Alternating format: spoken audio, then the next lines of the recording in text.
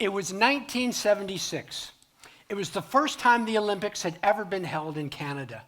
Montreal was the host, and the premier event was the decathlon, a competition that includes 10 track and field competitions, if you will. The winner of the decathlon is given the title of the world's greatest athlete. In 1976, the winner of the gold medal set a new Olympic and world record. His name was Bruce Jenner. Now, while celebrating his victory, he grabbed an American flag from someone in the crowd, and he walked around the stadium with the flag over his shoulders during his victory lap, setting a tradition, setting a new way of doing things that has been carried on from that day to this day. Bruce Jenner then graced the front of every Wheaties box in North America, which is one of the highest honors an athlete can be given in our world today. And then, 39 years later, Bruce sat in front of the TV cameras with Diane Sawyer, and he declared something that shocked the world. Diane Sawyer asked, "Are you a woman?" The man the world had always known as Bruce responded, and I quote, "Yes. For all intents and purposes, I am a woman. It's who I am. I was not genetically born that way, and as of now, I have all my male parts and all that kind of stuff. So in a lot of ways, we're different, but we still identify as female." Bruce Jenner told the world, "I am a woman in a man's body." And the world shrugged and said, "Okay, whatever."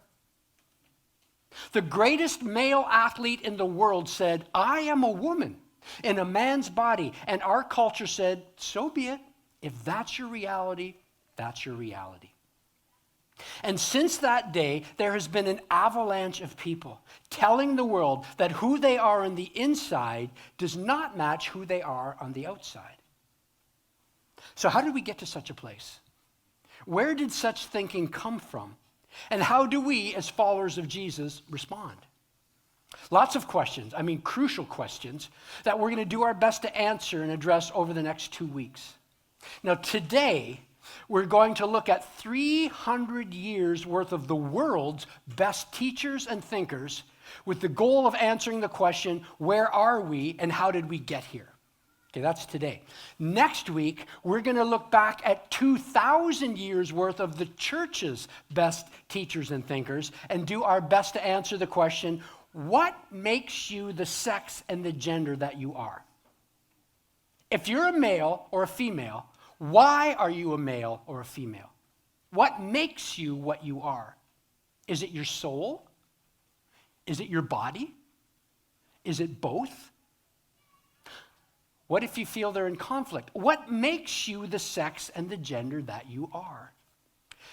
That's the question I actually encourage you to think about all week. Talk about it with your family and friends and come back again next week, and we're going to do our best to give a biblical response to those questions. And believe it or not, and this surprised me when I researched it, the Church of Jesus Christ asked and answered these questions over 15 centuries ago. Next week, we're going to unpack what they understood the scriptures to be saying on that subject. So we've got a lot to dig into and discuss over the next 2 weeks. And I want to do my best to leave room for question and answers at the end of each teaching. So let's get right into it. Today, we want to address the question, where are we right now and how did we get here? Now, I've spent a great deal of time over the last few years studying the topic of human sexuality. Like many of you, I have read several fascinating books, listened to many fascinating lectures and podcasts from all different perspectives, and had conversations with all kinds of people. One of the most fascinating and informative books that I read was entitled The Rise and Triumph of the Modern Self. The author, Dr. Carl Trueman, is a professor of biblical and religious studies, holds a PhD, previously served at Princeton University. In his book, Professor Trueman follows the intellectual breadcrumbs from today back to what he purports to be the source of it all. And as Dr. Trueman traces it, 18th and 19th century thinkers sowed the seeds of modern contemporary thought when it comes to our view of ourselves. Now, Dr. Truman concludes his book with some insights for the church moving forward, and I provided a summary of his insights on your outline today. Hopefully you picked one up when you came in today, and we're going to fill in those blanks at the end of today's class, so just hold on, don't worry. I know there's blanks. We'll get to them. All right.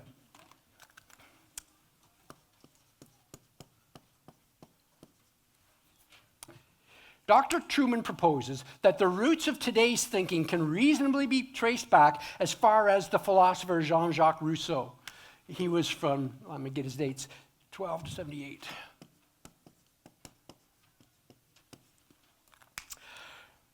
Now, Rousseau, a professing Christian, taught that a human being's value was not given to them by their status in society, by how much money they had or land that they owned. Rousseau taught that each person had a unique value as a unique individual created in the image of God. Rousseau then spent a lot of time looking inward. He taught that deep inside of us, we all share the same nature. He taught that we all share an inner intuitive essence, what has now come to be known as the psychological self. He declared that this psychological self is the most important part of us. It is our truest identity. Unlike other Christians who teach that humans have a sinful human nature, Rousseau believed that our inner shared nature was actually good and is good. He taught that, left to ourselves, we will act in a pure way according to our God-given conscience. According to Rousseau, it's society that pollutes us. It's society that harms us. It's society that perverts us. It's when we're influenced by society that we stray from our pure inner path. For Rousseau, the goal of every human was to pursue happiness by following their heart, by tapping into and listening to and living according to their true inner self. Well, then, after Rousseau came what is known as the Romantics, or the Romantic period. If I put the Romantics, it sounds like a band. This is 1770 to roughly 1850. Those are very general terms. Decades later, an artistic, poetic movement known as the Romantics picked up Rousseau's view and they adjusted it. This movement of artists and poets like Wordsworth, Keats, Blake, Shelley agreed with Rousseau that there is a universal human nature, an inner psychological self that is shared by every human. They also agreed with Rousseau that this inner psychological self is pure and good. However, instead of seeing God as the source of the psychological self like Rousseau did, these folks looked to nature as the source of human goodness. For them, the beauty of unspoiled nature produced feelings of sympathy and empathy within us. The Romantic poets and artists saw cities and society and civilization, especially things like the church, as destructive. For them, we are most true to our inner selves when we are amongst gardens and meadows and country fields. And the artwork and the poetry of the Romantic period reflects this view of humanity. Then came Nietzsche. 1844 to 1900 was his life. Then philosopher Friedrich Nietzsche came onto the scene. Nietzsche took the basic understanding of this inner psychological self and he substantially changed it. Nietzsche rejected any concept of God or any fanciful or idyllic view of the impact and the beauty of nature, like the Romantics said.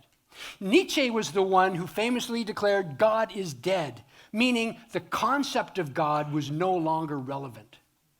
Nietzsche challenged the world to face that fact, the fact that if there is no God, humanity, he said, needs to live accordingly. We need to cast aside all this God thinking and all these God limitations that we've saddled ourselves with for thousands of years. And Nietzsche said we need to create a new ethic according to this new reality. Nietzsche denied that human beings have any design or any intrinsic value or worth. He agreed that each person does have an inner psychological self, but he declared that this inner self is neither good nor bad. In fact, he pointed out that the words good and bad are essentially meaningless if there is no God. Nietzsche said this inner psychological self just is. It's just there. He said we're purely subjective beings, meaning he taught that at our core, we are nothing more than a free-floating mass of feelings and thoughts. We are whatever we feel. Our inner self rules. And he taught that we should pursue whatever makes us feel good, so long as our pursuit doesn't blow up society. Then came Sigmund Freud. Stop groaning. 1856 to 1939.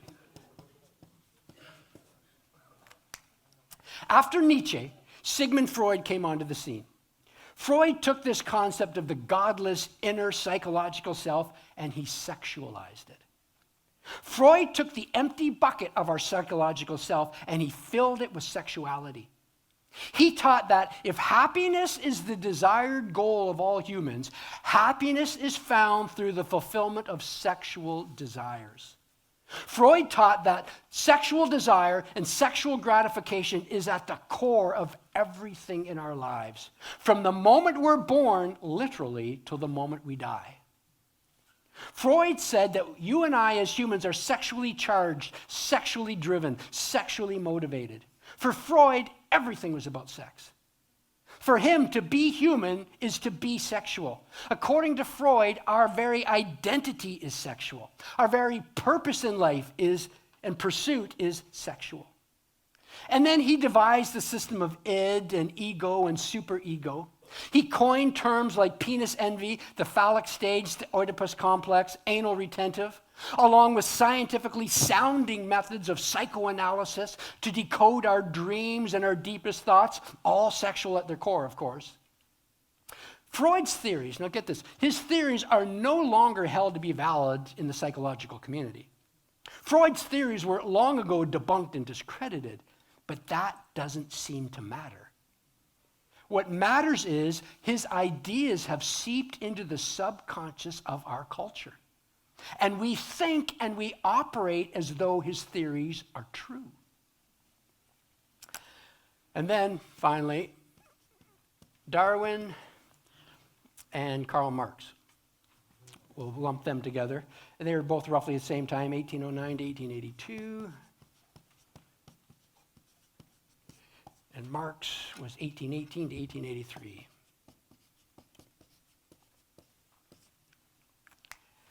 Throw in the contributions of Charles Darwin purporting to remove any need for God in the creation of our species, as well as Karl Marx politicizing of our desires and our culture, and you have the ingredients that combine to create the atmosphere that you and I live in today. So there you have it, folks. A highly compressed view of 4 centuries, roughly, of human thought packed into 15 minutes. Over those 4 centuries, humanity went from believing that we have an inner psychological self designed and rooted in God's image to believing that we're nothing more than a ball of subjective thoughts and feelings that have no ultimate value, source, or design. So our culture no longer believes that we have been created by a higher reality. Our culture now believes that we create our own reality. And that is the kind of culture where the world's greatest male athlete can look into a camera and say, I am a woman trapped in a man's body, and it makes complete sense to everyone. So you can see that this didn't start in the 60s with the Beatles and flower power. This began centuries ago. It took us centuries to get here, but here is where we find ourselves. So then, what's our response as followers of Jesus? That's what we're going to look into for the remainder of our time today, and Lord willing, for our time together next Sunday. Now, before we open things up for any feedback or questions, I want to share with you some insights that Dr. Truman provided at the conclusion of his book. Some insights that I actually found quite helpful, shared them with our board, we discussed them as a board, regarding a possible path forward as a Church of Jesus Christ. First of all, as your outline says, you've been waiting for me to say that. As your outline says, the church needs to be conscious of the connection between aesthetics and her core beliefs and practices. The church needs to be conscious of the connection between aesthetics and her core beliefs and practices. Now, what does he mean by aesthetics? Aesthetics deals with the realm of human responses and feelings, particularly in arts and media. Now, this is key. In an age where feelings of individuals rule, personal testimonies are the highest form of authority. We give the highest form of authority to someone standing, looking in a camera, and saying what they went through, what they experienced, and what they feel. And that trumps everything.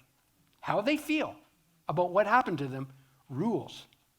The power unleashed by feelings of empathy and sympathy have become shapers of morality in our culture. Now, such a view is actually, there's a name for it, it's called emotivism.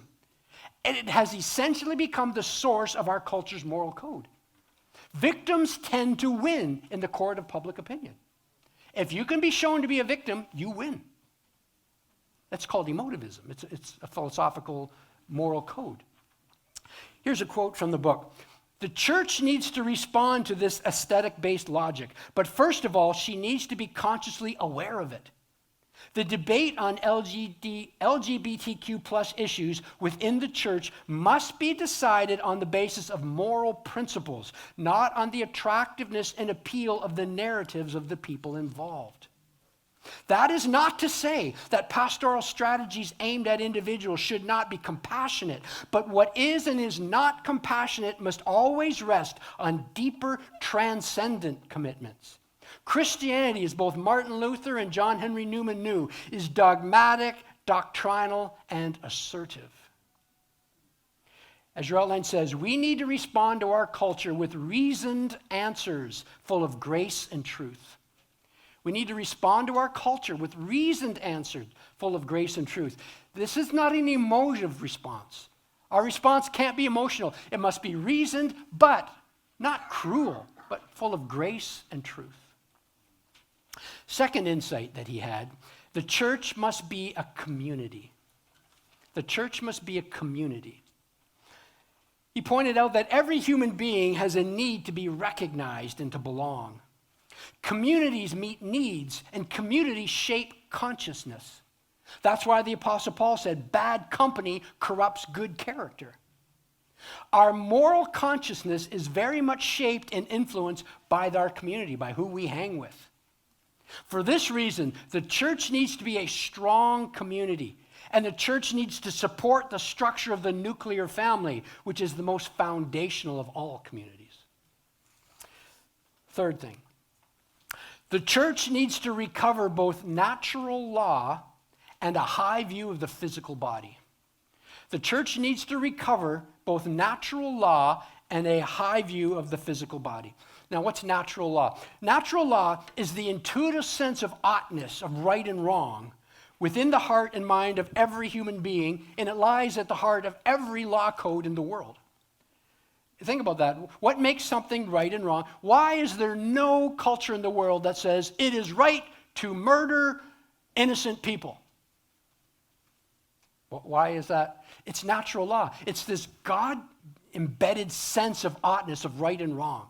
Now, different cultures differ on the fringes of things, but I can't try to find a culture where treason is awarded, where deceit is considered the highest form of intelligence and moral principles, where cheating is what wise, godly, intelligent people do. Now, there are some cultures that have hues of all this, but at its core, there's this intuitive sense that we all have. It's a God-given sense. The Apostle Paul alluded to this in Romans chapter 2, verse 12 to 16. He said, everyone who sins apart from the law, meaning they don't have God's law, everyone who sins without the law will perish apart from the law. They're not going to be judged by the law. All who sin under the law, they'll be judged by the law. It's not those who hear the law who are righteous in God's sight. It's those who obey the law who will be declared righteous. And then he says this, an observation. Indeed, when Gentiles, non-Jews, people who've never heard of the law, when Gentiles who do not have the law do by nature things required by the law, they're a law for themselves. Even though they don't have the law, they show that the requirements of the law are written on their hearts. Their consciences also bearing witness, and their thoughts sometimes accusing them, and at other times even defending them. This will take place on the day when God judges people's secrets through Jesus Christ, as my gospel declares. So Paul's pointing out, listen, if you've never heard the law, you're not going to be judged by the law. You're going to be judged by your own conscience. You know intuitively what's right and wrong, and you and I have not even lived up to our own sense of right and wrong. That imprint of God's nature on all of us, that's what's been referred to for centuries, millennia, as natural law. It's embedded in our hearts. And it's the foundation of every moral code, every law code the world has ever seen. Now, this recovery of natural law that we need to get back to and teach the church is not to convince the world, the people outside of the church, but to equip people within the church so that they can have a firm, coherent grasp of moral truths and principles, along with an effective apologetic. I have been watching all sorts of podcasts and things lately, and this has been jumping out at me as I'm hearing people, and I'm seeing people in our culture today saying the most bizarre things about children and classes and why we should be, I'm not even getting into it, the most bizarre, debauched things that I've seen people on TV say, yes, so what if our children see this? Our children should see this. At 5 years old, what's wrong with that? And I'm thinking, this is what we're talking about. They have lost all sense of right and wrong, of oughtness. And what can you appeal to at a moment? When someone says, yes, a 5-year-old should be shown pictures of people having sex. I literally saw a woman say that on the news. Yes, they should be shown that. I thought to myself, she is completely unmoored from natural law. And what can you appeal to when someone says something like that? The physical body.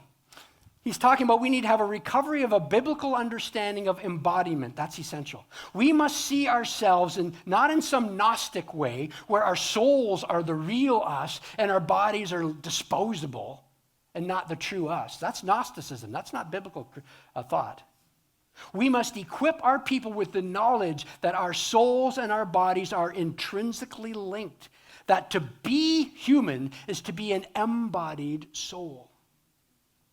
Next week, we're going to do our best to act upon this third recommendation. Next week, we're going to do our best to present a biblical view regarding sex and gender, body and souls. Next week, we are going to discover if it's possible from a biblical worldview to be a male in a female's body or a female in a male's body. The church answered this very question 15 centuries ago. You say, why would they answer that? You'll learn next week when we dig into this. But look at this. Look at all this time I have. So we're going to open it up for questions about what we've learned today. Don't get ahead of me with next week. But anything that we talked about today that you'd like to ask about or discuss. Raise your hand and I'll do my best to respond. Don't be afraid. Yes, sir. This guy, the top one. Rousseau? Yeah. JeanJacques Rousseau. He has a Christian perspective of that? Yes. Elaborate more on that? Yeah, so Rousseau, he was a Christ follower. As many people were, they had a Christian biblical perspective at that time. So he was fine. He believed that we were created in the nature of in God's image. But where Rousseau went off was like Augustine centuries before, and all of Christianity essentially said, yes, we have inner natures, our souls, but our inner natures, our souls are fallen. They've been impacted by sin. You can't trust your sinful nature. The old saying, do whatever feels right, Rousseau says yes. This is where this came from. If it feels good, do it. Rousseau said yes. Your inner intuitive self is trustworthy. It's good. If you follow your heart, you'll go in the right direction. It's society, it's culture that pollutes you. But if you just look within and follow what's within, you'll never go wrong. Augustine, centuries before, and Christians during Rousseau's day said, no, that's bad advice. Otherwise, the psychopath, just go with what's in your heart. And that's good. But we recognize, no, that the illustration I've often used is I liken it to a wheel. Our souls were like wheels that were created to be straight. And when you rolled them, that wheel, as long as it has energy, will pretty well go straight. But we've had a fall. We've hit the curb. It's been warped, bent now. And now, when you roll our natures, we go off. And so what feels right isn't what we were designed to be. Rousseau said, no, go with your inner instinct. And all the other Christ followers were saying, no, Jean-Jacques, we agree with you most of what you're saying, but your idea that the inner sense is good, that's a mistake. The Romantics picked up on that, and they said, yeah. And he said, because it's God-given. The Romantics said, yeah, you have this intuitive inner self that's good, but it's not from God, it's from nature. And Nietzsche said, it's not even from nature. There is no God. Nature is just a bunch of molecules and stuff, so it's just free-floating mass of nothingness. So just do what you feel as long as you don't ruin the world around you. And Freud said, yeah, it's nothing, but it's sexual nothing. And Darwin said, well, yeah, he affirmed what these guys said, yeah, there is no God. He gave a scientific cover on the surface that to underline what Nietzsche and the Romantics and Freud were saying, and then Marx politicized it all. And there we have today. Other questions? Yes? I think one relevance of Marx at the end there was his attack on the nuclear family. Yes. That's a good point, Ian. Marx really focused on the destruction of the nuclear family because it was the only way you can take over society is if you can, the nuclear family is the single most influential relationship in the world. And that's where the moral code is passed down and so on. And so if you can disintegrate the nuclear family, you can control thought. And it's in Marx's writings, his writings are clear on this. That's not hidden. Yes, Bob. These philosophers throughout history, Yes. how much society were they able to influence? And did they, because people were wanting to believe this, and now they found somebody who would confirm this? Or Yeah. was it much of society, or was it a small portion? Great question, Bob. Bob says, with these, for the people watching online, Bob says that these philosophers, how much society were understanding this and believing this. And the reality is that most people have no idea what Rousseau wrote, or the Romantics, or Nietzsche, or Freud. Though we know, like I said, I threw some of the terms out. We use his terms a lot, having no idea what they mean. And Darwin, Marx, we're a little more familiar with. But the reality is that who these people influenced were the intelligentsia, the elite, as we would call them today, the thought formers. And so this was this gradual, the classic frog in the kettle thing of over the centuries, they influenced the influencers, and it got taught and just spilled over. And so now this stuff, what we talked about today, is believed by our culture, and we don't know why we believe it.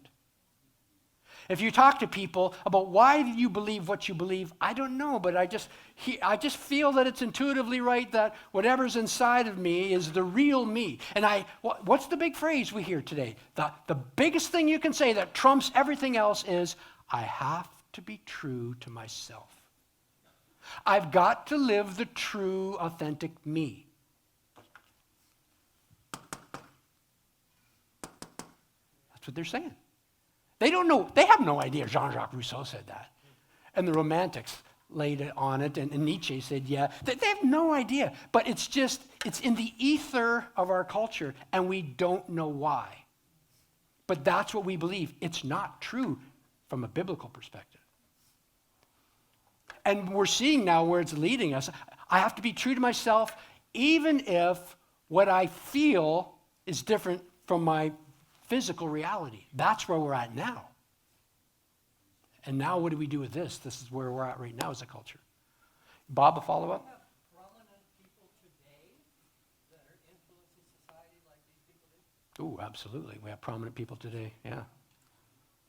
Yeah, absolutely. I mean, I look at, I follow politics. I'm not sure if you do, Bob. And everyone laughed, who knows Bob. But I was watching the Supreme Court proceedings in the States when Jackson Browne, Katisha, I forget her first name, Jackson Browne, Jackson Browne's not her name. I'm thinking of the singer. But the most recent black woman who was appointed to the Supreme Court of the United States, when they were interviewing, she was before the Senate committee, this a few months ago, and they asked her this question. Now think about this. They asked her, so what is a woman? And you know what her answer was? I can't answer that question. I'm not a biologist. Now here's the problem. She didn't realize it, but she stepped into it because it's supposed to have nothing to do with your biology. But as I watched that, I just sat back and I thought, where are we? She's being celebrated, rightly so, incredibly intelligent woman. I have no qualms with her. But she's being celebrated because she was the first black woman to be on the Supreme Court. And they asked her, so what is a woman? I don't know. I can't answer that question. And I thought to myself, she's a thought leader. And she cannot answer the question, what is a woman? This is where we are. That's scary. Other questions? Yes, sir. So, Darren, like Paul said, bad company corrupts good character, right? Yeah. At the same time, we need to be light in the world. Yeah. So how do you balance that so that you don't get corrupted, but you actually influence? Yeah. Great question. The question is asked is, Paul said bad company corrupts good character, but we need to be light in the world. So how do we balance that? And that is the tension that we manage. I think it's where we have to be understanding our limitations, meaning, am I influencing them or are they influencing me? And so I will have a relationship as long as the tension is equal or as long as I'm not being overwhelmed by them. So as long as I'm not being sucked into something, they're not feeding my weaknesses. So if you battle with drug addiction, probably ought not to hang around East Side Vancouver, But if you're free from that, you can. So you just need to be sensitive to where you're shining your light, put it that way. Yes?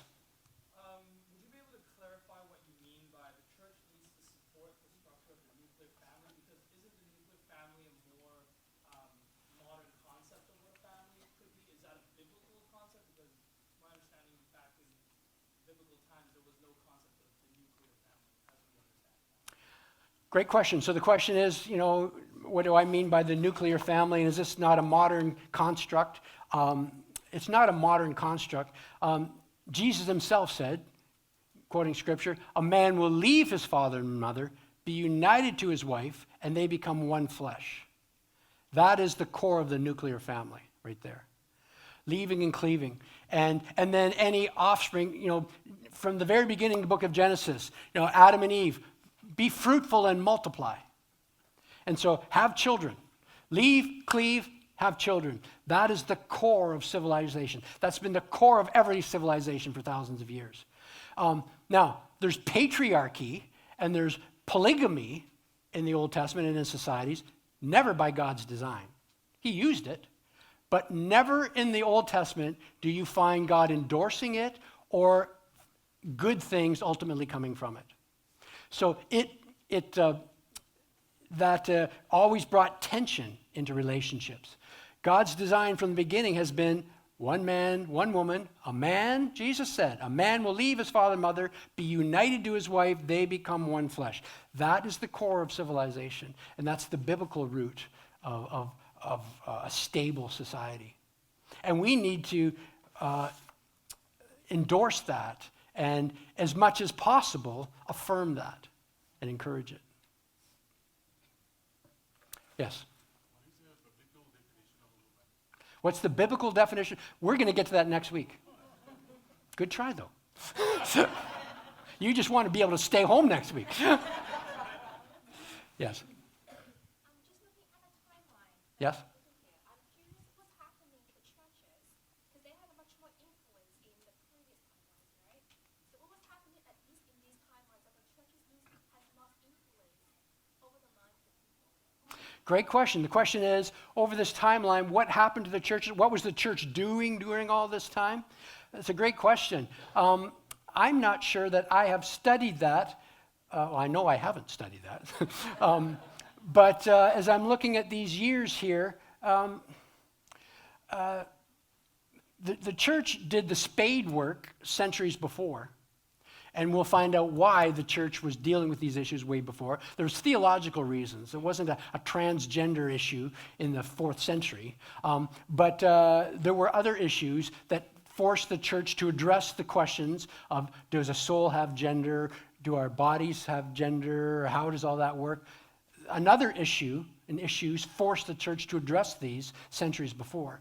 But the church had its own challenges throughout all these centuries and so there's different, the evangelical movement, rose up, where the church was becoming highly institutionalized and political and losing its way. So the church had its own battles throughout all of this.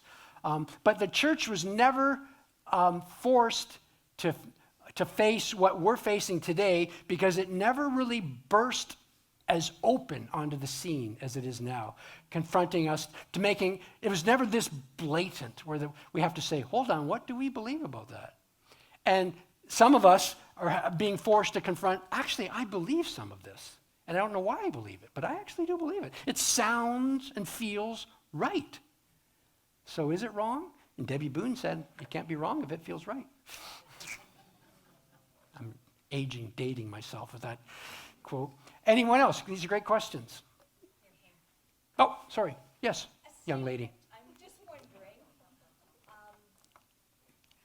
the influencers, and you're saying, would it be that it got more broadly taught when it was taught then in universities and schools, and the previous teachers were probably more biblical based, and then as teachers changed, has that been part of the problem?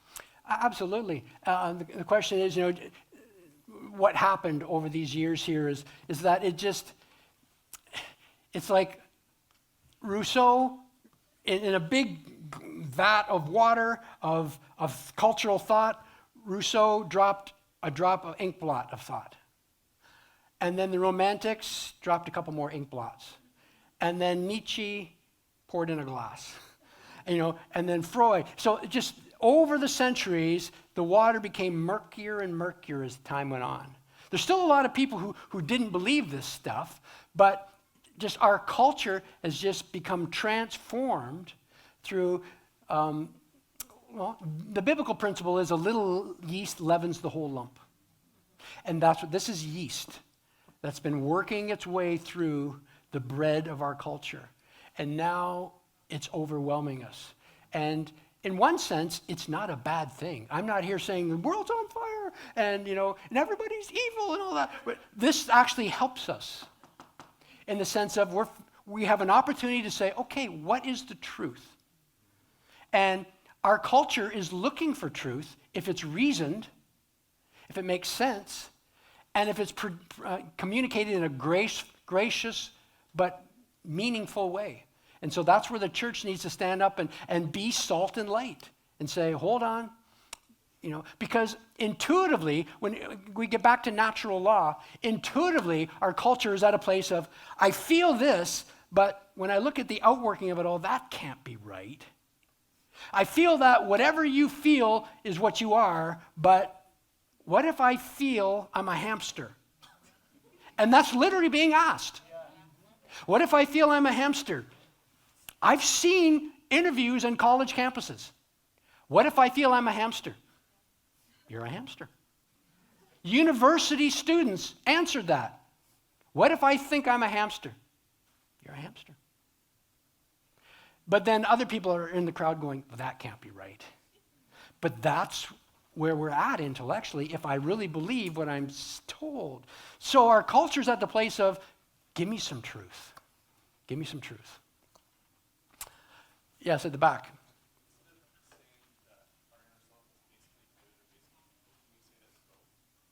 Can we say, I'm sorry? Instead of saying that our inner self is basically good or basically evil, can we say that it's both? Can we say that it's both?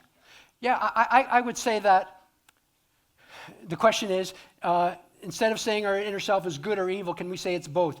I would say that we are not completely evil and we're not completely good. It would be like going back to my illustration of water with a drop of ink in it.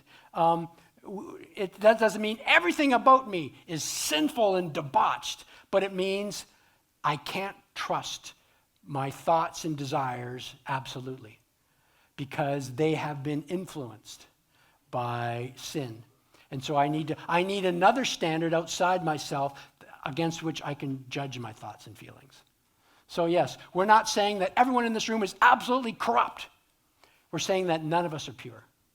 That's what we're saying. That's a very good insight. Thank you. Yes? Mr. Derek, how can we teach high view of the physical body to young children? So in a very simple way, so we can equip them before they go into school and everything.